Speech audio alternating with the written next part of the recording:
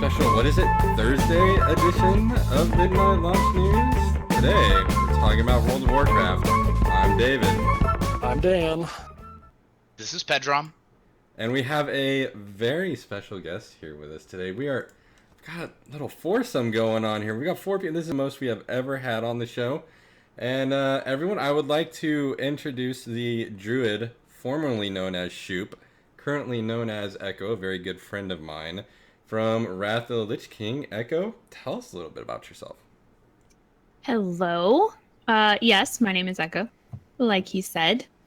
I've been playing WoW since Burning Crusade, and I've mained pretty much every healer in the game, so I've been doing that for a really long time. I like to play mostly Blizzard games, but Steam games are also my jam, like that story-driven, artistic Steam game. I'm super excited to sit down with these guys and chat about some WoW. Sweet. Well, I think before we start talking about World of Warcraft, congratulations is in order because from what I understand, you just became a Twitch affiliate. Is that correct? I sure did. As a matter of fact, as it strikes midnight tonight, it'll be 30 days streaming. 30 and I made days. affiliate, yeah. And she made affiliate. Well, congratulations. That is awesome. So there we go. There's that. August 14th, 2018. Are you guys excited? Pumped. Oh yeah. Pumped, excited. Battle for Azeroth. We finally have a release date. They had said previously it was sometime before September 21st. I think a lot of people were like, oh god, we're going to have to wait until September 21st, when it's ready, quote unquote. But we're actually getting, a month before that. So that's pretty awesome. And there's just a ton of news that has dropped that we're going to be covering. But first, I wanted to cover the MDI, or the Mythic Dungeon Invitational.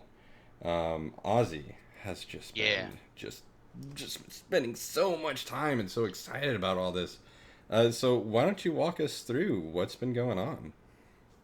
So the first stage after the qualifiers has just completed, and that was the time trials. The time trials consisted of 3 dungeons with specific affixes. There's a 20 Maw of Souls with Bursting, Quaking, Fortified. 22 Return to Upper Karazhan with Raging, Explosive, Tyrannical. And a 24 Neltharian's Lair with Sanguine, Grievous, and Fortified. So basically anyone who qualified to be in the tournament had to compete. The top 8 teams from all 4 regions would be the ones to move on to the next round. Mm-hmm. And it's EU. From what you've told me, you sent me some statistics that you had, and it's just EU is just wrecking everyone right now. Out of the top 10 overall of the top 10 runs, the EU takes 8 out of the 10. There's literally 1 NA team and 1 China team that even come close. And we're not are we even talking close? You said they were like 1 to 5 minute difference. I mean, that doesn't even sound close. No, that's not close at all. No, I mean, not at all. I mean, to put it in perspective, the top 8 teams on EU spanned a range of from completing all 3 dungeons. They had a range of 36 minutes 58 seconds to 41 minutes 23 seconds. The next best team, which is the US, was 40 minutes was the fastest and 2 seconds to 47 minutes and 41 seconds. So their fastest compared to our fastest, it's not even a race. It was to blow out. That seems like an unsurmountable gap when you're looking at something like Mythic Plus times. Now, who knows? These teams very much could be, holding some tricks up their sleeves. Because you don't necessarily want to show everything you've got while you're just in the qualifier. You want to leave some stuff for the big show, if you will. But those are some crazy times. I think part of what has people a little blown away is this was a time trial. So this isn't like the actual MDI competition when it gets started. You have one run, so you have to put your best foot forward. These guys have had a week to just pour over these dungeons and try them over and over and over in all different types of assorted ways and with different comps, with different characters, to try to find the most efficient and fastest way to do it. I mean, to the point that like the top team who I think is favored to win the entire thing, the Method EU team, completed a level 24 Neltharian's Lair without a healer. It was literally a Blood DK, two Demon Hunters, a Rogue, and a Warlock. I mean, no Mm, healer for 24. I can't understand it. Like it just, but because they had days of just repeating it over and over and over and practicing it, that's why they're able to do that. In the actual competition, it's not going to be. I don't think the times are going to be quite what we're seeing here. right. So, I mean, do you think this harms? Do you think this actually helps the teams? I mean, I guess it's neat going into a dungeon and doing sort of what I would almost consider to be like a gimmick run, even though it obviously is giving them some very impressive times. But wouldn't their time be better off spent running, a reasonable comp that they might actually be running during the competition? Well, I mean, I guess so. There have been a lot of participants uh, in the MDI up to now who've been very critical of the time trial, and they're saying that exactly what you're saying. The flip side to that is they're not looking for the best like single comp. They're looking for the best players. They're looking for people who can think outside the box, people who Mm-hmm. can step into different roles. So if you have someone who mains, let's say, a healer, and they, you know, are really, really, really good at one tune, and that's it. Well, if there's another person, another team that has a member of their team that can play really well at that high level on three or four different types of tunes in different types of roles, that team, in my opinion, would be better. I mean, it's just they're able to perform at a higher level than someone who's completely specialized into one specific thing. Mm-hmm. Well, and you kind of segued onto something I also want to talk about, and that is, sort of finding the best members for the best teams. We actually saw some teams breaking up, and on April 1st, Quinn 69's team Yeah. ran into some problems, and it happened live on stream. From what I understand, I caught the tail end of it, and we were talking about it, and I was like, this has to be an April Fool's joke. This isn't legitimate. The guys are just having fun. Turns out that is not the case, and Quinn 69 was extremely critical of one of his team members and had stated that, maybe the problem was just getting the best players and putting them together, and, kind of forcing these disparate parts to fit together, versus, having a team of friends come together that know each other, that like each other, and then, grinding 8 or 10 or 12 hours a day, to do these dungeon runs. Streaming obviously probably adds quite a bit of pressure to what they're feeling on top of doing this dungeon invitational and trying to qualify and so on and so forth. So Echo, I'd like to get your take on that as someone that is doing some streaming and starting to kind of dip your feet into the waters there, and you might even be feeling some of the pressure of streaming. I mean, can you imagine finding yourself in a situation where not only are you trying to stream and you're trying to kind of build your channel, and at the same time you are competing in a high pressure sort of moment with a lot of people you don't know? So I can definitely give you a kind of an insight into that as somebody who started, especially because I do enjoy mythic runs. I'm by no means at their level, not in anywhere close to that. But um, when I am healing a mythic, and I tend to have some confidence issues when I'm streaming, and somebody's dying, or I hid my cursor when I first started streaming because I didn't want people, like if I clicked something to say something. So, Okay. so if No, I can somebody's understand that. so somebody's trying to build a viewership or build a reputation, or a team is, and they're also trying to practice for something so important, I can see why somebody might perform differently, say something different, do something they wouldn't normally do while practicing because they're under the scrutiny of a group of people who is not sure if they like them or not, if they're worried about their reputation. Right. Right. Absolutely. I'm honestly I'm surprised to see Quinn's team go down now. I have to be honest, I don't necessarily watch him for his World of Warcraft stuff. He was huge onto the theory crafting scene for Diablo 3. Like Quinn 69 monk builds were just absolutely legendary. Everyone talked about them, everyone did them. I knew I Um, recognized his name. yeah. Yeah, he was a hardcore D3 guy. Like He he was started doing WoW, and hardcore D3. Like I can't remember a name that was more hardcore into D3 Yeah, I wasn't aware of than what he was his. doing now. So that's actually, now it is all coming together. Yeah, yeah, Definitely. absolutely. So that's rough. And you said there was one more team that dropped out? no, there were a bunch actually. I looked through Raider.io is where I got most of my stats.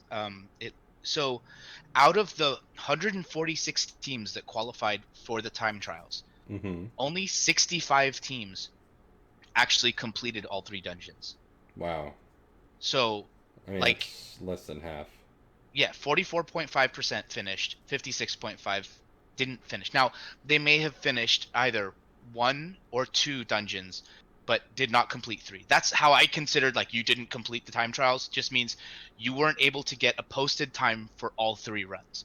So, for whatever reason, either you gave up or they decided, like somebody left. I know there was one team, and it was an up and coming streamer on the EU circuit that one of her teammates decided to go on holiday the week of time trials.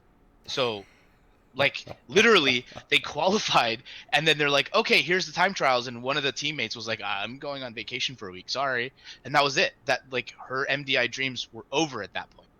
um, Wow. which is How does yeah. that even happen? Like how do you commit yourself to a team with four other people? How do you make that commitment and then just say, I'm going on vacay. Sorry, I forgot to tell you guys.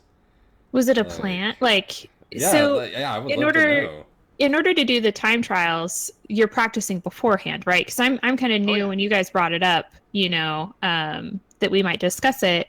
Um, I was thinking that more like that's an established team and they just thought, well, maybe let's give this a shot. We're really good at this. How does it like what does it look like when you're coming up on time trials?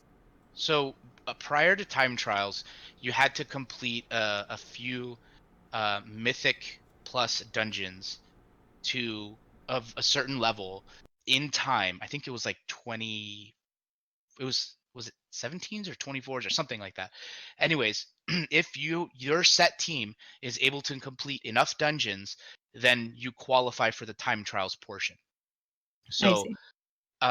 there were like 62 teams out of Europe, 18 teams out of China, 42 teams out of Americas, and 24 teams out of Asia Pacific.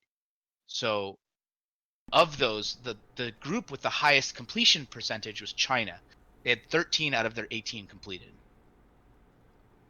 But I mean, theoretically these are people that should be gaming a lot together. These are friends. These are people that like. I mean, I can't imagine going into that and then just being like, oh yeah, just kidding. I don't want to participate.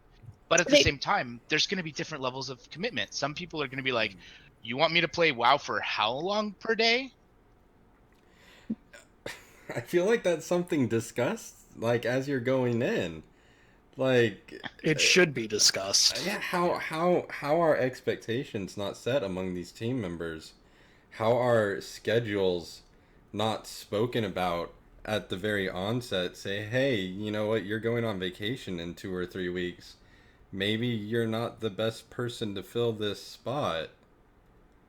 so when That you're pushing keys, like the intention then just my assumption is that everybody is on board that, yeah, we're pushing these keys, we're doing these high level mythics with the intention of doing the time trials. Like that's something that's maybe agreed upon. Whereas, you know, if you're just pushing a key for gear for bragging rights, it's different. Exactly. I mean, these are Okay. people that they entered specifically to get into the time trials. Because if you get out of the time trials, each person is guaranteed at least $400. So yeah, in the Okay. team. So like getting Wow. getting to this stage and not getting out of the time trials is like that's you get nothing. You put all this effort into it and you get like zero reward for it other than bragging rights to say, "Oh, I got to compete." Okay. That's Yeah. nice. You don't get an achievement, you don't get any there's no other recognition other than, hey, I was there. I would say I'm a big proponent for the game work life balance, but there's definitely when I made a commitment to a team or to a group, especially on that kind of level, you definitely that's a letdown for sure, and that's a bummer for that streamer, definitely. Yeah, that's super rough, man. I I don't know what else to say about that. I would be absolutely crushed. Like, hopefully,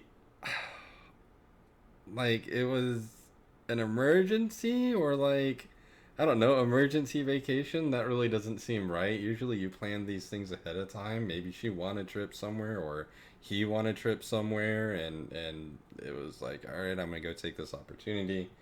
Yeah. But We could that's speculate yeah, a yeah, whole yeah, lot, but yeah. We like certainly more than could. 50% of the teams didn't qualify. So you could imagine that across the board, a lot of, or didn't, I'm sorry, didn't make it to through the time trials, that they have similar stories. Somebody couldn't make it, somebody had something happen, somebody decided they were done, who knows? Yeah, they just couldn't hack it. I think the Absolutely. vast majority of groups just fell apart. Like it's a lot of pressure to compete at that level, and it's a lot of monotony that a lot of WoW players aren't used to. Like I mean, I was watching now the Blood DK who is the on the Method EU team. They were practicing the very first pull in Maw of Souls. Probably, I mean, literally just the very first pull up to the first boss they probably did it 15, 20 times in a row. I mean, and he's streaming it. So, I mean, we could see exactly what they were doing. It was incredibly like it was boring to watch. I can't imagine being the person doing it. After the 10th time, I'd be like ready to pull my own hair out. So, it's a lot of work. That's why mythic rating guilds or heroic rating guilds, wherever you're at, they end up losing people near the end of expansions or near the end of content because people are just sick of doing the same thing over and over again. I imagine this is pretty near to the same deal. Oh, definitely, definitely. Yeah, yeah, except you've been doing these dungeons since day one, too, so that's another thing Right. to keep in mind. I mean, these dungeons have been out since the expansion launched. Well, good luck to all the other MDI teams. Obviously, Method always seems to be a front runner. I mean, their name is synonymous with, fighting for the top three places, if not, getting the number one spot. Did you see any other groups that you thought might be able to challenge them? Um, well, Free Harsey was the one that Free Marcy won last year. Yeah, didn't they win last year? Yeah, they kind of came Yeah. out of nowhere and took the entire thing. This time they were overall 15th. Okay, So, I mean, honestly, based on just the performance of time trials, no one's gonna beat Method EU. right, But, but again, like the disclaimer for that is time trials are a different animal. Then no one's gonna do the same. No one's gonna run a 24 without a healer again because you can't like just chain run it over and over and over until you get it done right. You have one shot. When you have one shot, the high risk, high reward changes. So the calculation that you do becomes okay. I'm gonna do a little bit less risk. I'm gonna have a healer. I'm gonna take a safer route. I'm not gonna pull as crazy because I've got one shot and that's it. right. Well, I'm excited. Do we know when the actual Mythic Dungeon Invitational is going to be? Do we have a date on that, or is this just? I mean, right now we're just doing prelim stuff, and they haven't actually given us a date. I'm sure the date is somewhere. I honestly haven't been able to find it. I wouldn't be surprised if it's within the next week or two. I'm looking forward to it. That'll be a lot of fun to watch. Guys, you should definitely keep your eyes on that. Let's move on and let's start talking a little bit about Battle for Azeroth. And there were a ton of interviews done. But I think actually what I would like to start talking about is the Azerite system that they recently pushed to the alpha that I've had a little bit of a chance to play with. Wanted to get your guys' input. Basically, for those of you that might not be aware, the Azerite system is sort of going to be replacing the old artifact and relic system. It's sort of going to also be replacing the Netherlight Crucible system. So basically, you will have a neck piece that you will level up in a similar manner to how you leveled up your artifact weapons in Legion. So you'll get Azerite, and the Azerite will power the neck piece. Neck piece will go up in levels, and as the neck piece goes up on levels, it will unlock traits and abilities for pieces of gear you have. Those pieces of gear being your head, your shoulders, and your chest. And essentially what it is this is the system that they've given us that are sort of replacing not only the artifact in the Netherlight Crucible, but also replacing the tier bonuses, because those are going away as well. What it looks like, at least what we currently have on the alpha, is you'll have a piece of gear. They gave us a chest piece for the first one. You'll click on it, and you'll get a little window that opens up, and it will have basically 4 levels. Level 1, level 4, level 7, and level 10. And those unlock at a corresponding level for the neck piece. So when the neck piece is level 1, you'll have access to the first level. When it hits level 4, access to the second level, 7, third, and 10th, the last level. And the talents on this one piece that we have, basically the first row are spec specific talents. So for example, if you're a druid, you have one general talent, and then you'll have one talent for Resto, one talent for Guardian, one talent for Feral, and then one talent for that chicken thing, whatever that one's called. And, Oh boy. Oh man, all the Moonkins just got really upset. You turned them all off. Oh no. And and then the second tier is a little bit more generalized to role. So you have one that would be good for tanking, one that would be good for healing, and then you'll have one that would be good for DPS. And then the third run is sort of like survivability talents. One of them in the current build is a Prydaz like effect, where you'll get a shield for X amount of health every 30 seconds. And then the other one is, I believe, one that heals you a little bit when you kill something. I forgot, it was actually a pretty boring one. And then the last one is just straight up 5 more item levels to your item. I guess another thing to consider when you're taking this into consideration, you're trying to compare it, is the fact that these new Azerite pieces cannot Warforge, they cannot Titan Forge. And I look at the system right now, and I look at what we're losing, and that being tier set bonuses, and I'm kind of nervous, guys.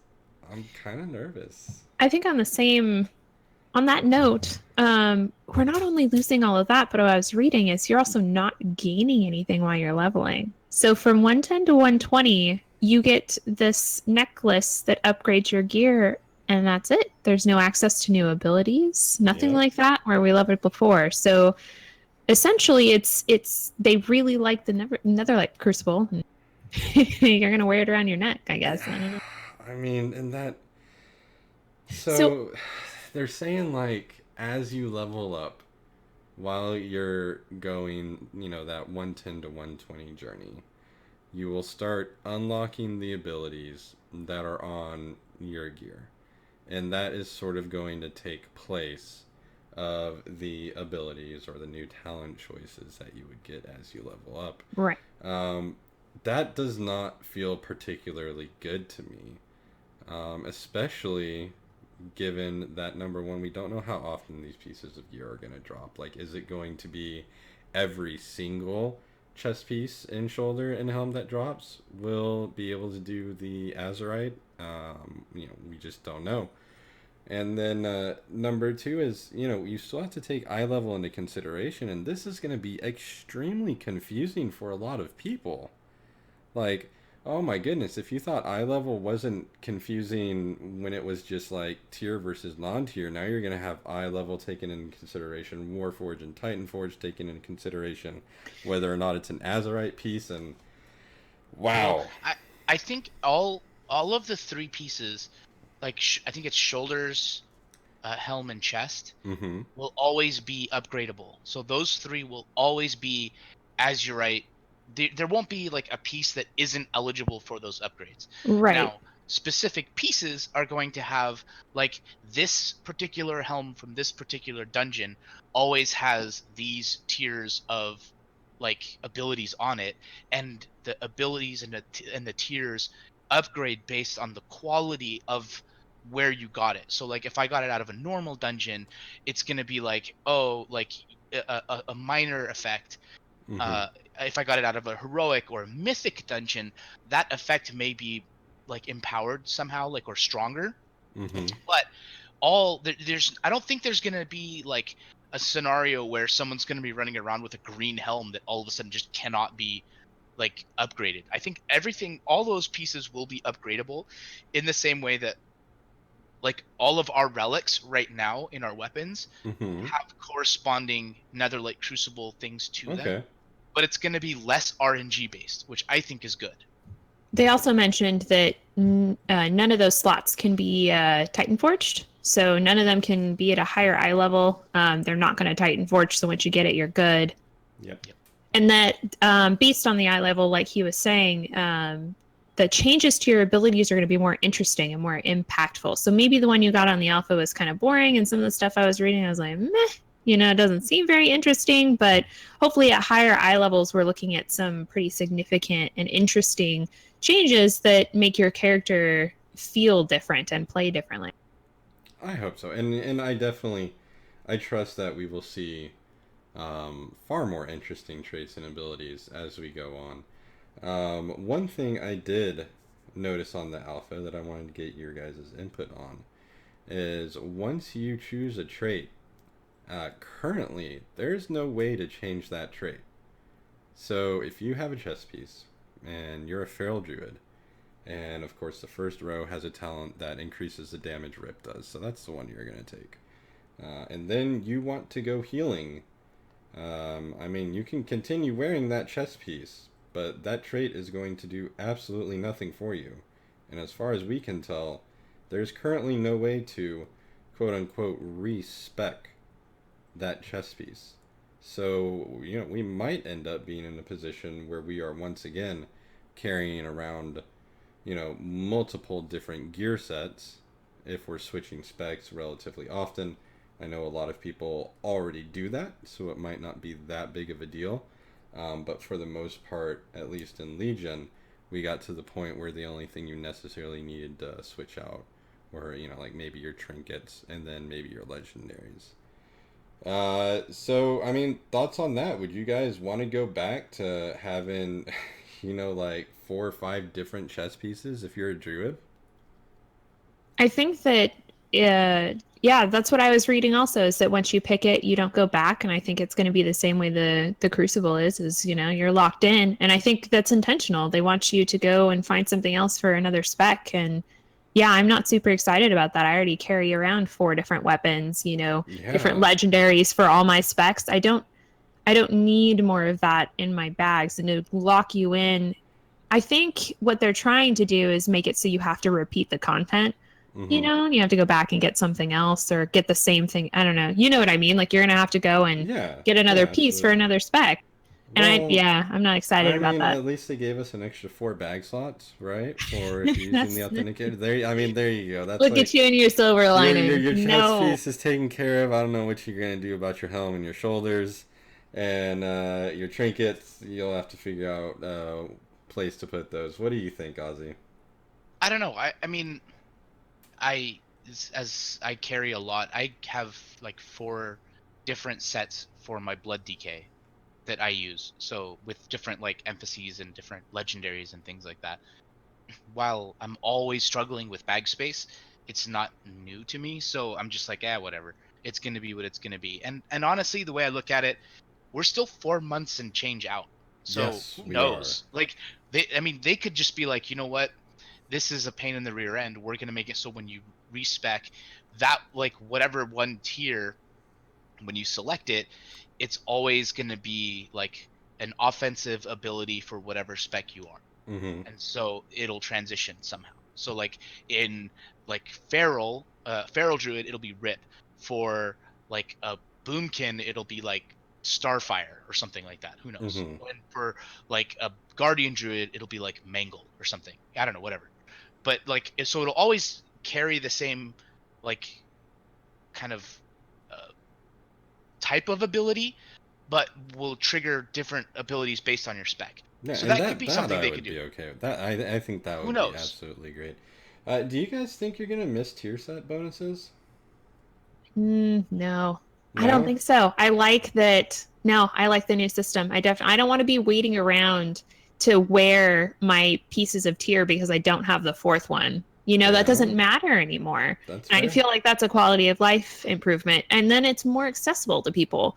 You don't have to go and, farm this content, wait till the fourth piece to, wear that stuff and have the cool abilities. You can expend your effort in different places and still get that benefit. And I think that makes it more accessible.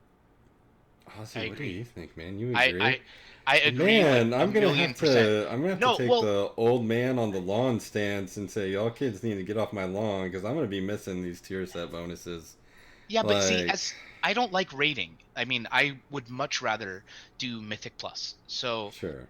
Amen. from that stand, from that vantage point, I'm looking at it like, okay, wait, so I could get all the same advantages and benefits as someone who's a Mythic Raider by just doing high level Mythic Plus keys. That's amazing to me. I'm 100% on board because the reality is like the a number of voices and the amount of rage that goes on in mythic raids like is so off-putting to me, it's unbelievable. Sure. So when I get uh into like a 5 man, I can control that and I can be like, okay, these are the 5 people. I really like the way we jive together. We're just gonna go, we're gonna crush some dungeons together, we're gonna spend what time we have. There you go, easy peasy. I can get the same level of gear as anybody else or any mythic raider. I'm in 100%. I agree. 100%. Yeah. I popped into a stream where somebody was doing mythic rating and I had to nope right the heck out because they were talking about that end of the expansion pain where people take a break or they're not around or they're not down to do the content anymore and people Oh just get yeah. salty, The you know? burnout's real, man. The burnout is absolutely real. Um, someone who's done a lot of raiding, and who recently took a break. 2 or 3 weeks ago, I said I'm done with the expansion. It's just not fun anymore. I think the problem is the people that can't recognize that and they just keep trying to push themselves and keep going forward, and then it kind of just bubbles up and it bubbles over, and then it turns into a whole bunch of drama. But yeah, I mean that's a good point. I am excited for the accessibility of it all. But I will probably always lament the fact that we no longer have tier bonuses, because as someone that does raid, that has always felt to me like, one of the goals. Like that is the unicorn that you chase after when the new raid drops. You look at that tier bonus and you're like, God, I'm so excited. This tier bonus is going to change the way my class plays. It's going to look awesome. It's going to be so powerful. And then, you know, it's the carrot on the stick for the people that are doing these raids over and over and over again is to, you know, finish that tier. And those first 2 or 3 or 4 weeks of a content drop in a new raid, you know, every time you go, you're excited and, you know, maybe you get a piece or maybe you don't. And then, you know, the bitterness of not getting that piece just gets you more excited about, you know, the next chance that you get to come in there and get that, you know, have another shot at that piece of tier. And I'm gonna miss it, and I can understand both sides. The way I see it is you're not losing that. You're not losing that chase. You know, they're going to be different helms in raids that you're going to want this really particular one that has a great, you know, it specs this way and you want that one. And you're going to feel that same sense of achievement when you get it. It's just making that sense of achievement more accessible to people who aren't going to go into a raid. And, you know, maybe we get or they get different types of, you know, different types of skills in their gear, but it's still making them feel like people who don't raid that they're getting kind of the same feeling you are from getting tier sets and just giving that to everyone. So, you know, they're not going to just put tiers and raids and then, you know, the normal gear and mythics anymore. It's kind of giving everybody that happy medium, that chase. I agree. think you could absolutely be correct. I guess for me, it's going to have to be that these traits that they have on these helmets and these shoulders, if they can make them feel as powerful and as game changing as the current tier set bonuses, I would be okay with that. Because at that point, it's like, okay, well, now you basically have 3 set bonuses as opposed to the 2 that we usually have. You know, a while back they had, you know, 6 and so on and so forth. But recently it's been 2. So I think I would be okay with that. I guess we'll just have to wait and see. Yeah, I don't think they would take it away. I'm sorry. I don't think they would take it away from you without giving you something good too. So. Well, and honestly, if you think about it, like with the artifact weapons, every single artifact weapon has a unique ability that changes the way that class is played. So how awesome would it be if now we get 3 of those, or even multiples of that as you get higher tiers? I mean, I think that you can get the same effects out of that you would have gotten from tier sets, except now you're giving people the choice of these are the sets of abilities I want to go for, rather than having everyone stuck with a tier where they're going to be complaining about, oh, I don't like my tier bonus, oh, my 4-piece tier bonus sucks, Right. but like I have to use it because it has such higher item level. Well, no, go pick whatever you want that has the best abilities and the traits that you want, use that and have fun. You've sold me. You two have sold me on converted. it. I'm sold. I'm converted. We did it. Let's do this. I am ready. Tier pieces, a relic of the past. Terrible design. Let's move on. That was a quick change. Oh, there you go. Let's move on to some of these interviews that have gone down. Lots and lots and lots of information. But first, guys, let's get serious here. A moment of silence for first aid. Rip. Rip. Goodbye, first aid. Does anyone care? Not No. in the slightest. No. That interview was top notch. There's too many other consumables. Get rid of it. I've seen people complaining about losing first aid, and I'm like, look, there are tons of things to complain about that are World of Warcraft related. Yep. I don't think losing first aid is kind of where you want to draw your line in the sand and say this is the straw that broke the camel's back. All right, so first aid, you're out of here. The 2 first new allied races are going to be the Dark Iron Dwarves and the new Orcs, and the Koltaran and the Zandalari Trolls will come at a later date in the expansion. Which ones were you guys wanting to see first? I want the trolls. I want the trolls too. I want How the about trolls. you, Ozzy? Yeah, I mean, I've said this before. I'm not super excited about the horde races that we're getting, but the trolls look legit. So Yeah. that's what I'm waiting for. The Troll Druid? Mm-hmm. Mm-hmm. I just Yes, went from a ma'am. troll to a tauren, and I kept talking about being a moose, and somebody linked me those forms. Oh my god, There's. stop it. They're delicious. Oh, they're amazing. They're Yeah, no, she's amazing. going right. I'm not even a moose. I'm Yeah. gonna level something else as a moose because I made all this fuss about the moose and I was super excited. And then I just, Yeah. I'll just wait. And then you saw them. I'll has a troll. I'm right there with you. But who knows? Like, this is one of those very nebulous statements where they're like, it'll come later in the expansion. How much later is that? Could be a couple months post launch. Could be 6 to 8 Don't months. no, take it back. Okay. All right. Day 2 after the expansion comes out. Cole turns Thank on you. the Larry Trolls.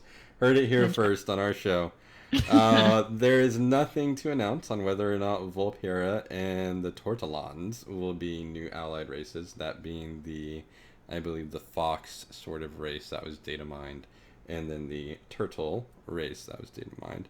I do need to be a turtle, guys. I'm gonna be honest. I need to be a turtle. So Blizzard needs to make that happen. On these interviews, did anything catch y'all's eyes? So if you don't mind, I'm just gonna go on a little personal note here. Let's do And it. Trade Chat did her interview. Mhm. And I'm usually not a super fan of her content, but I definitely enjoyed her interview. Mhm. I just want to point out, as somebody who really loves birds and ducks in particular, she asked a very important question about why there weren't ducks in World of Warcraft. Has anybody ever noticed that? Yeah, I've never, I I've never noticed that. No. So let me point out right now that there are no living or dead ducks. None. turkeys, but no ducks. Correct.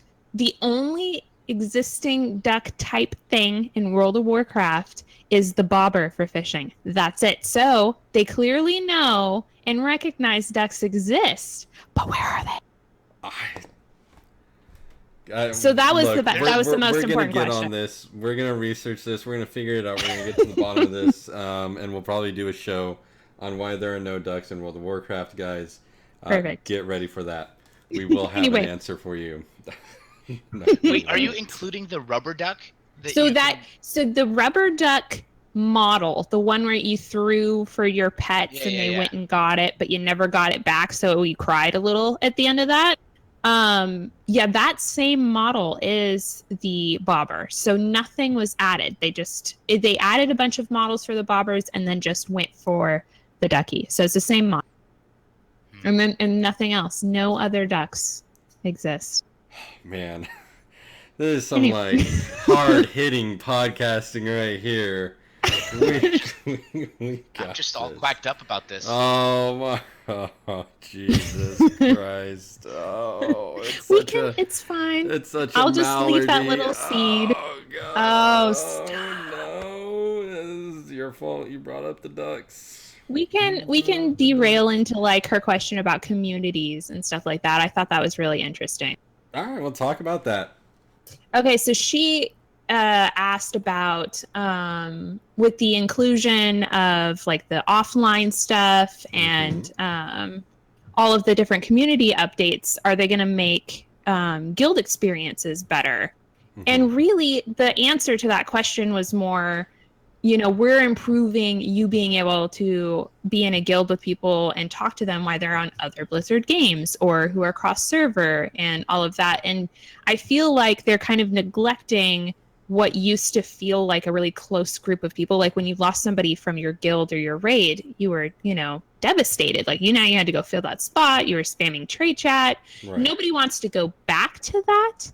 But I feel like that was a different type of a community feeling, and they're making it really big, which would be great. But they're also not making any improvements on the people who still keep that close group, like the guilds. There's no more benefits. They're not really talking about expanding any of that.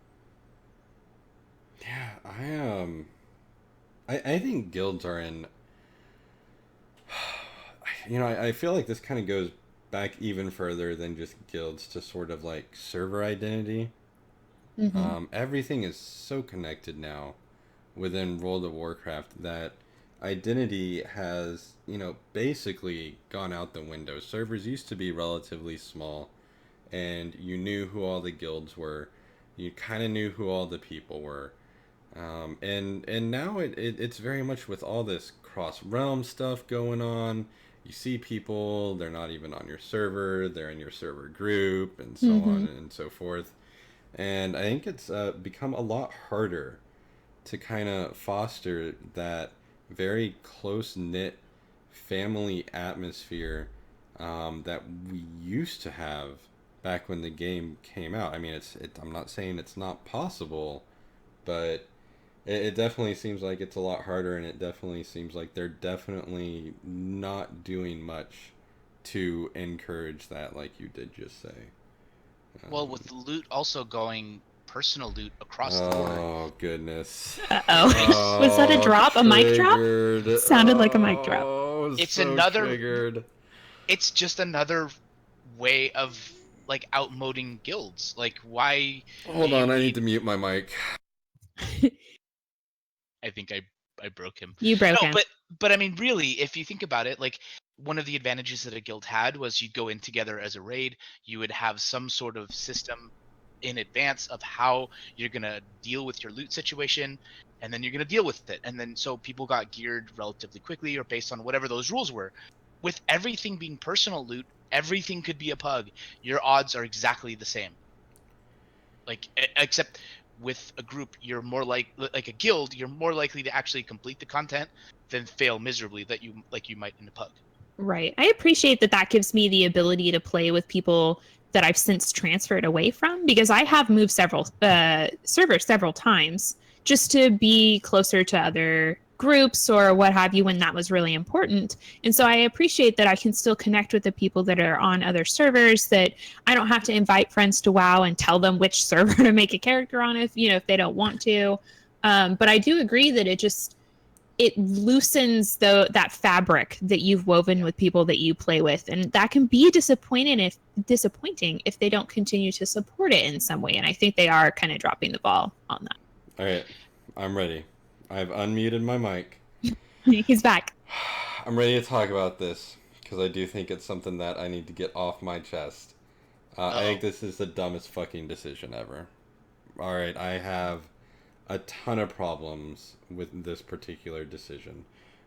If you just want to go high level, I think taking something away that does not need to be taken away is a poor decision. I think removing player choice is a poor decision. I think it negatively impacts guilds that want to do things their way, and where you've got 20 or 30 or however many people you raid with that are all on the same page, wanting to do loot distribution the way they think is best for pushing the content that they're pushing. They no longer have that ability to do so.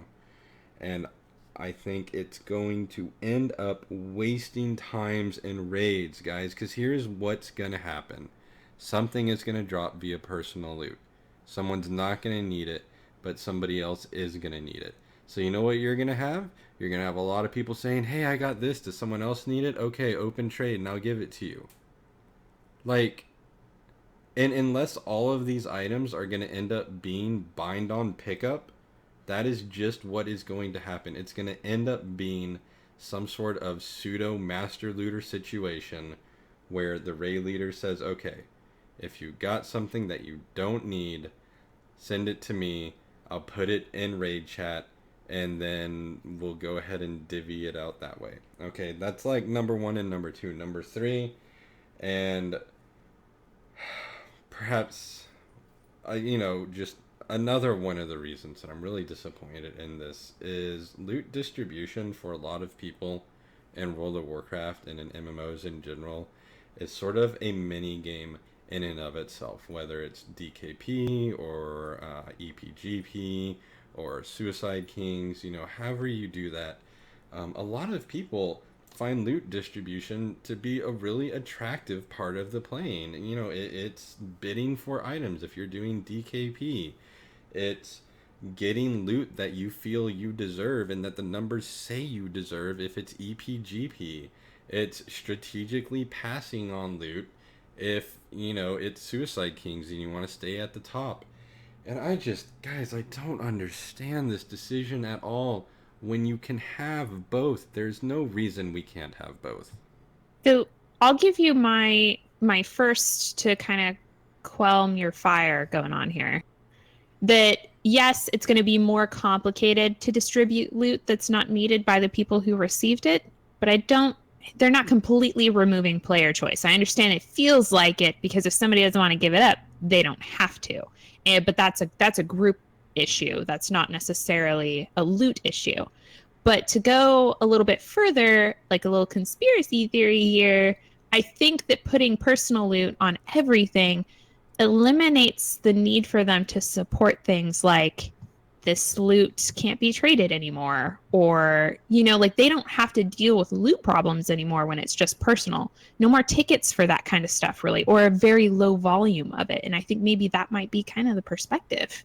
They simplify it, they're making it so people get the personal loot and there's nothing you can do about it, or you can trade it if you want to, but there's this level of support that they don't have to offer anymore. Because I remember putting in tickets for stuff all the time. Well, I mean, also, go ahead. so another aspect that we want to think about is that your gear is going to be tailored to you and your spec. So when a male chest drops, it's going to be a shaman male chest that drops, or a shaman male helm that drops, or a shaman male shoulders that drop, that will have specific traits to like what you're trying to do. That piece of loot is intended for you. This is your piece out of that dungeon. So if a male piece drops, like those, they don't want your, imagine like if you pass that piece of loot to a hunter, well, like what would that hunter do? Like they'd have to code in that gear would shift from being like set up for a shaman to being set up for a hunter. So it complicates it a lot more. I mean, I can understand that, but you'd make it just like tier. When tier drops, if you're a shaman, you give it to another shaman. If there's no other shaman that wants it, then you shard it, or you sell it, or you do whatever. Um, you know, I understand where you're coming from, but I cannot support the decision to reduce player choice and to take away something that has been so integral to the gameplay experience for so many guilds and for so many players for such a long time, just so they don't see as many tickets as they currently do. And I understand that is a something to be considered. But I've played 10 years, and it's actually funny. I was looking through some screenshots of World of Warcraft on my computer the other day. I found a folder just full of screenshots. And I had a screenshotted conversation with a GM where this exact thing had happened. I had to put in a request for a GM to move a piece of gear from one person to another, because as the raid leader, I had assigned it to the wrong person. That person accidentally equipped it, and so on and so forth. But that's the one time in my history of playing that I can remember actually having to utilize the GMs for that particular service. I really don't think it's know. not going to change that much. They're going to I work. hope You it can still doesn't. trade it. It's honestly, it's going to be the same. You'll do DKP. Everybody will, bid on it. The person who has it will just trade it to the person who wins, and you'll move on. And if you're That's in gonna that type feel of so guild, bad. but why? Why is that any different than somebody Well, just sitting at a boss handing out gear? You Because can. it's getting taken from you. It's in your inventory. And I understand if you're like on board with this system, then you understand. But there is that moment where you're going to have an upgrade in your bags and you're going to have to hand it over to someone. And I think that feels psychologically very different from there being an upgrade on a boss that currently does not quote unquote belong to anyone, and then seeing well, it go to somebody else within your raid. that's true, but think of it this way. How many guilds have fallen apart because of loot? How many friendships have been lost because of disagreements on loot? I mean, it more often than not, I would say that guilds end because of attendance issues and loot issues. I mean, those are the really. It's like more marriages end because of money. It's more guilds end because of loot. Like it feels like. So this is a way, I think, if you take that piece out, then we just play together to have fun. Like we're all rooting for each other to get loot, and if we all get loot, yay, awesome. We're gonna keep working together, and we're gonna keep going until we all have what everyone wants. There you go. You It don't have makes to it fight over it. makes it easier for pugs too. Your guild isn't big enough to do the content that you want. You invite some pugs, turn on personal loot, and you guys don't have to worry about that. You can focus on the strats and making sure they're all complying with what you need. And it does take out a complexity. And I understand everything you said is completely true. I remember being master looter. That's why I had to put in so many tickets. Obviously, I was not a very good one. However, it just, for me, having that tool to be able to say, like, okay, we're going to move on. The people who have the pieces, these are the ones being bid on, et cetera, et cetera. I feel like, yeah, it would suck to have to trade it to somebody if it's in your inventory. But if you were going to, quote, lose it anyway to that person, and you agree with the system that your guild is using, can't really be that painful. No, you can't. It can't, rather. Oh, man. I'll get over it, guys. I'll try. That one's gonna take a while for me. It really is. And I do hope they walk it back. We'll see. Who knows? Yeah. We'll see. There could be some uproar, and maybe you'll be right at the front of that uproar, and Oh my they'll rock it back goodness. for you. I will be Look, you writing can in hear her all smile. caps on the forums, like caps lock, T key, just oh my god. As far pushed down as it can go. How about the ferrets? New pet in Battle for Azeroth. There's my duck. Yay! No, I'm just joking. Ferret ate your duck. That's what happened. Oh my goodness. He doesn't want me to come back ever. Oh You hear my Them's fighting goodness. words. Them fighting words. Ferrets and Weather 2.0. Who Weather? listened to them talk about the weather? Changes include weather coming from a distance, affecting the camera, etc. So I guess we're gonna see like water droplets on the camera. That has become like so popular in first-person shooters, where you're like, there's water like streaming down your HUD. I don't know about that. It'll also react to your character model.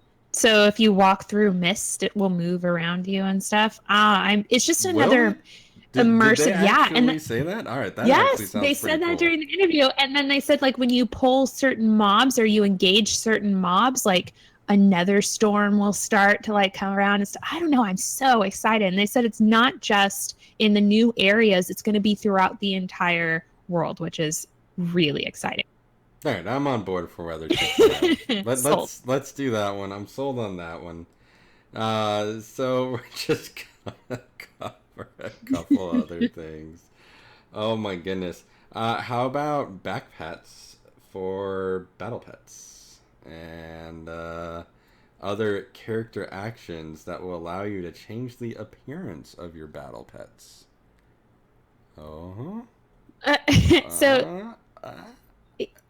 Yeah, I mean, as long as it's not just pet dress up, I think they were talking about, there's a particular quest line that you go through with your pet that, renders them disabled in some way and they lose an eye. That he said that would never happen, but something like that. And then you obtain that customization. That would be cool because that's like a quest reward for battle pets. If you have a customization, obviously you've been through that. So I could see, going to like one of those doggy salon things to dress up our battle pets. I'm down with that.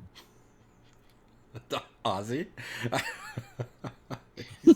He's AFK. He's talking about battle pets. I go through phases where I care about battle pets, and they're very, very short-lived because I suck at Pokemon and I suck at battle pets. But then I'll get a bug up my butt and I'll be like, oh, I'm gonna be really good at battle pets right now, and I'll pour way too much gold in it and way too much time, and then I'll remember, oh wait, I really suck at battle pets, and then I'll get frustrated and I'll go for like another year without ever looking at it. So I think it's just another thing to keep people entertained. Mm-hmm. I think unfortunately by the end of the expansion, no matter what Blizzard does to add content for us, people are gonna still have the same complaint. Oh, there's nothing to do. There's tons of stuff to do. You just don't want to do it, you know. And that's the unfortunate part. I'm every little thing they can do for us to keep us entertained, I'm happy about. I may What- not take advantage of it, but why not? What's exciting to me is that's a group of players who are more casual. They just log on. Maybe they go check out some pets. They do world quests, and they capture some while they're out. It's adding what they're doing is appeasing the people who were saying, "I don't want to raid. I still want to play this game. What are you going to give me to do?" And I think that the battle pet system was accessible to everybody, but I think it mainly targets the casual players, and adding another element to that, I think, is really important. And I think they're doing the right thing by expanding that for people who enjoy that system, because it's right now there's no rankings. It's easy to break into. And like you were saying, I know you can dump a bunch of gold in it and then realize you're not very good, but you can, look up strats and go battle a few things, catch a few things more, and feel like you accomplished something. And so it appeals to the casual group of players. Definitely. So I love the idea of battle pets. I have never done it. I've never played around with the system whatsoever. But I am absolutely glad it is something that they have implemented in the game, and it's something that they seem to be constantly working on and constantly improving. Because I know that there are a lot of my friends that absolutely adore this system. So I'm happy when my friends are happy, and I'm glad that they're taking this seriously, and they just keep on adding new fun stuff for these battle pet aficionados to do. So I think that's great news. I think being able to customize your battle pet will be pretty awesome, and I know there are a lot of people that will absolutely get into it pretty hardcore. So that, I think that's exciting. No plans for another Mage Tower challenge in Battle for Azeroth. Did you guys do the Mage Tower challenges? I've been talking about it on my stream. I'm pretty sure there's a small demand for me to bang my head against it and watch me get frustrated. Mm-hmm. But I have not done any of them. No, but I know some folks who are casual and some people who are super hardcore. Both of them have completed it. So that's definitely some motivation for me to check it out. I wish I had earlier, but yeah, I think it's cool, and I hope they do something like that in BFA, even though I don't have plans right now for it. You totally have to go get that werebear. See? Oh, I the will. bear. Yep. So I've heard the Like bear, that. and the bear is the one that the casual folks have gotten. I'm pretty sure I could accomplish that. And we, as of now, when I first got back after my 6-month hiatus, I did not outgear the Mage Tower. In fact, I was probably right around what it's tuned for, Mhm. but I've gained 25 eye levels, so at this point I could probably go back and do it pretty easy. Sleepwalk. Do you your way have the through it. bracers and the pants? The legendary bracers and pants? For Guardian, So Yeah. that'd be I do. loofah bracers and And the health pants, Shedristils. No, those are the meal No. pants. Elisa's something or other. I don't have either. No. Oh, Those But- there's your free ride right there. Yeah, if you get those, it's just a joke. But I'm okay with it being a challenge. I would appreciate if I could just, thrash my way through it, but I'm good with doing it for real. And you guys have motivated me to try this on stream. I'm gonna do it. I will watch. Let me know when you're doing it. Yeah, let I me will. know. I will absolutely root you on. I need because coaches. I need we need cheerleaders. more Sign up werebears. over here. So I first did the mage challenge on my shaman, back when it was hard. I think I was like the second or third person in the guild to finish it, and I kid you not, it was probably 30 to 35 attempts. I mean, it was rough. Recently went back and did it on my druid, and just the difference the eye levels make, it absolutely ridiculous. Like you think 25 eye levels, I mean, it doesn't necessarily seem like a huge number when you're talking like 697 total eye level or something crazy like that. I forget where we are right now. 900, but go ahead. Yeah, it makes a huge difference. It does, yeah. So for all of you listening, If you haven't given it a shot in a while, if maybe you did give it a shot a while back and you got frustrated, definitely try it again because they are removing it. So if you don't finish it soon, you might end up losing your chance to get some pretty sick skins. That would be sad. In the werebear form. I will get it. I will do it. So, the last thing I wanted to talk about tonight, unless you guys have some other things you want to cover, and if you do, let me know. I think we need to talk more about this Ducks and Warcraft thing. I'm just so I'm upset. I've never thought of it. Your mind is blown. My mind is absolutely blown. I've been browsing trying to find anything duck related in WoW, and I'm shocked. My whole stream is birds. Ducks are my jam. I have them all over my desk, and the fact that there are none in Warcraft is a travesty. I'm so glad we're back on this. It wasn't even me. It was. I'm sorry, but like legit, like it's a concern. Blizzard.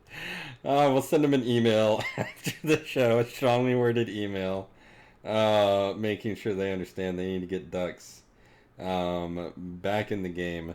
They have, 5 months, 4 months to get it done. And let's talk about that. Let's talk about the release date. Let's dive into that a little bit. Last expansion, Blizzard told us that they were going to do a better job of reducing content droughts. That was something that they were going to focus on, and that was something that they were going to fix. They have since said that Legion, pretty good, but 7.1 might have come a little bit too early. Yeah, because we're looking at what, 6-7 months without any new content? Is that right? Sort of. That's a long time, guys. That's half a year of the same raid. How does this keep happening? I think their answer to we're not going to impose a content drought on you was all of the war forging, the Titan forging, the Mythic key pushing, the endless RNG stuff that they put in the game to kind of keep us occupied. But if we look at it and other releases, it's actually coming earlier, right? Because usually they're released in November. So we're seeing the expansion coming earlier. And I think their answer to the fact that they said they were going to fix the content drought issue is all of this stuff that we have to farm instead of adding different things for us to do. I agree. I think that they created there's a lot of stuff to do. There's an immense amount of content available in World of Warcraft right now. The problem is it's not that format that everyone expects. It's not a new raid. It's not a new cinematic. It's not a new zone. It's like finer tuning skills within certain aspects. Like there's a lot of micro holidays. There's a lot of they added that Chromie thing that I guarantee you that 90% of people haven't gotten their Time Lord title. And yet those same people are like, I've got nothing to do in this game. Like, yes, there's a ton to do. You just, like I said before, you just don't want to do it. And that's okay, because what you like to do is a certain set of things. But there's no way with how fast guilds devour content to come up with a group of raids that will last from one expansion to the next. Because content gets cleared way too fast. And then, if you look at the number of guilds that have completed Mythic at this point, it's still probably not even 15% of the guilds in the world. And yet, people are like, there's nothing to do in this game. Well, okay, have you cleared all of the content at Mythic? No. So there is stuff out there. It's just, the content drought, I don't think is real. I think there is a ton of content out there. I think the drought is in people's interest in doing it. It's real, but it's relative. Yeah, exactly. If you're doing something particular and they don't release a new thing, you have a content drought. So yes, some people who have completed what they feel like they've wanted to complete it, are done. And they do feel like that. I feel like they're doing the best they can. Their reputation is at stake for everything they release. And I understand that they're such a big development company. They could give us something more. But like I said, it's all relative. They'll appease one person and somebody else doesn't raid, so they don't care. Just goes on and on like that. I'm still here. We I didn't had lose my you. mic. No, I had my mic muted because I was looking up some stuff, and I was typing, and the keyboard is absolutely ridiculously loud. So, Antorus, and I'm talking obviously from a Raiders perspective because that's the type of player I am. Releases November 28th. Expansion obviously releases in August. So go back to Hellfire Citadel release. Let's see, January, March, April, May, June, July, 6/23, and then Legion came out in February. So 8 months. 8 months of Hellfire Citadel, which was absolutely terrible, and it was honestly the content drought that brought this to the sort of the forefront, at least for the Raiders. If you ever did HFC, you probably remember how much time you spent in that godforsaken raid waiting for Legion to hit. Burning Throne has one more month than HFC did. It's gonna be out another month than HFC. I'm pretty surprised.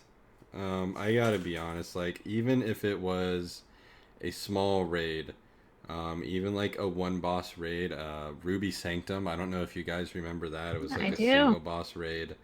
I think going 9 months without releasing a new raid or new dungeons is absolutely insane. I think that's inexcusable. I'm going to give you this one because I remember what Ruby Sanctum did for my raid. When you're doing the same content over and over again, your raid reaches this certain point where they're sick of it. Ruby Sanctum definitely helped us get back into the swing of it, and I can get behind you on this. I can. And now I do understand. I did take a break from WoW, like 6 months. So I don't have that burnout or that feeling like there's something missing. Whereas I could see why other people would be upset, and I could, Ruby Sanctum was really valuable. So I agree. That's a long time to leave raiders with no new content. Yeah, I hope we see. Okay, well, first off, I think the amount of content that we saw in Legion was top notch. Yes. Like, congratulations to them. I think they did a very good job. I definitely think they could have spread out the content drops, maybe given them a month longer in between drops, because I think you end up having people that in guilds and in raids that end up breaking up because you have this ridiculously long 9-month period between the last raid dropping and then the new expansion dropping, where if you take these content drops and you expand them by maybe a month and a half in between drops, then suddenly there's only like 4 or 5 months, before the next expansion comes out. And I think that would be so much better. Ozzy, as someone that used to raid and enjoyed it, but you kind of got burned out on it and you moved to Mythic Plus, what are your thoughts on that? I understand the thought process behind the content drought. I just think that it's all relative. I mean, if you look at a guild like Method, where they were the first ones in the world to clear Antorus, Well, okay, yeah, they're probably bored out of their skulls because they like blazed a trail through everything, and they got it all done super fast. If you look at some of the guilds right now, like I just did a heroic run with a guild yesterday. They're still not, they haven't completed Mythic, and they were talking about recruiting people from other guilds that are falling apart because they don't want to raid Mythic anymore, but they too haven't finished it. So Hmm. I think that that you know it depends on how you look at it. If you look at it from the standpoint of, look, if you are method and you have cleared out all this content and you've done everything there is to do in terms of rating, then you're absolutely right. You have that's what it is. If you haven't, then there's still room for improvement. There's still room to advance, to get to that next level, to get that next title, because you don't have bleeding edge or whatever that title is. So I don't know. Cutting edge. I don't know. I think you can still feel that there's a content drought as a raider, even if you have not completed Mythic, because there's so many guilds and there's so many players out there where their aspirations aren't necessarily to go clear Mythic. Maybe they're just in a heroic raid group and all they want to do is clear heroic. And, sometimes these guilds, it takes them a very, very long time to do so. But, for these guilds, they clear their heroic. And, maybe they don't have the people to move into Mythic, or, maybe they don't have the dedication, or maybe they just straight up don't want to. There are multiple reasons. But those people, I mean, it's very real to them. And I would say there are far more raiders of that particular type than there are the type that are still grinding, Mythic right now, trying to get to that 11 of 11 or 12 of 12, whatever it is. Yeah, I think it hurts them. I think they lose a lot of players, and I think that absolutely sucks. And a small one or two boss raid, if oh man, if Blizzard said tomorrow that they're releasing a two boss raid in like a month or a month and a half, oh my goodness, how many people would come back and start playing again? How many raid teams would just be like, oh my god, finally we're going to see some new content? And, the great thing about Ruby Sanctum was you could go do Ruby Sanctum, you could go kill that one boss, and then, a little bit of a palate cleanser, and then get back into the sort of the Antorus grind, and so on and so forth. So I'm disappointed in Blizzard, as far as that is concerned. But overall, from a retrospective standpoint, I really liked Legion, and I'd love to get you all's opinions. What did you guys think of Legion as an overall as expansion, as we're kind of coming to a close and we're getting ready for Battle for Azeroth? And Ozzy, why don't you go first? Uh, Hands down best expansion yet. I've been Yeah. playing since vanilla. This expansion, in my mind, I've enjoyed the most. There's, to me, a lot of content. Mythic Plus speaks to me. I enjoy it. They're finally adding a competitive PvE aspect to the game, which I think is great. Um, I just it just feels really good. I really have enjoyed it. I've liked the story. I thought it's been just overall the lore behind it's been great. Everything has been just a wonderful experience. I've loved it. And your favorite, I'm pretty sure your favorite, but just take a wild guess. Probably Mythic Plus was your Oh favorite yeah, edition. easy, hands down, Hands down. down. Ozzy Mythic says Plus. Mythic Plus. It Absolutely. it adds. I mean, I'm somebody who also likes Diablo 3 and likes grinding greater rifts. So, like, the challenge, the like the difficulty factor, I enjoy. Getting to group up with a close knit group of friends to do stuff is fun. It Mythic Plus, as if they keep Mythic Plus in the game forever, it'll be the smartest decision Blizzard will ever make. I I might agree with you there. Echo, what is your opinion overall on Legion? So yeah, I would hate to sound like I don't have an opinion because Ozzy just hit it on the neck. That's perfect. Yeah. Mythic Plus really does speak to me also. I really enjoyed raiding. I still enjoy raiding.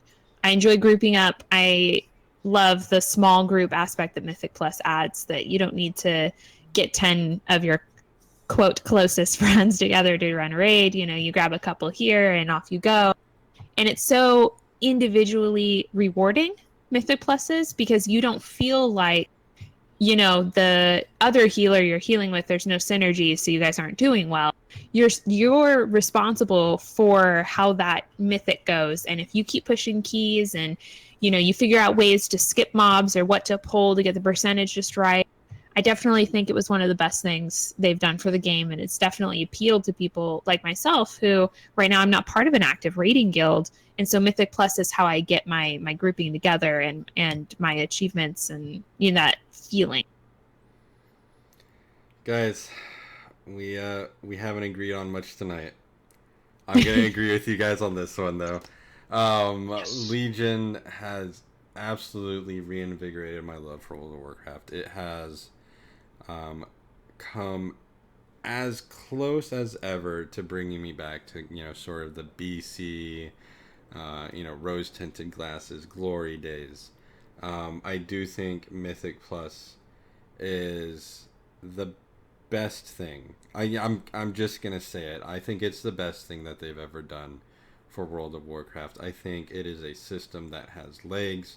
I think it is only gonna get better as time goes on, and I think it is something that will become a permanent mainstay of this game. I don't see it going anywhere. It would be a huge mistake if they removed it. Too many people absolutely love it, and I am so looking forward to Battle for Azeroth, guys. So looking forward to it. It's Let's gonna be go. great. It is, yeah. Let's I'm pumped. go. All right. Well, I think we're actually gonna go ahead and kind of wrap it up here. Echo, thank you so much for coming on Yeah, thanks for having me. and taking your time to talk to us. What is your Twitch stream name for everyone else that might be listening that might want to go and head over there and subscribe? It is EchoeWings, EchoeWings. All right, and we will have a link to that down below in the description bar. And guys and gals that are listening, if you have any opinions, any comments, we would love to hear from you. What do you think about Legion? Are you excited about Battle for Azeroth? Of course you are. And Ozzy, as always, great talking to you, bro. Always a pleasure. Always a pleasure, and it is always a pleasure to talk to you guys, the audience, and we will see you soon.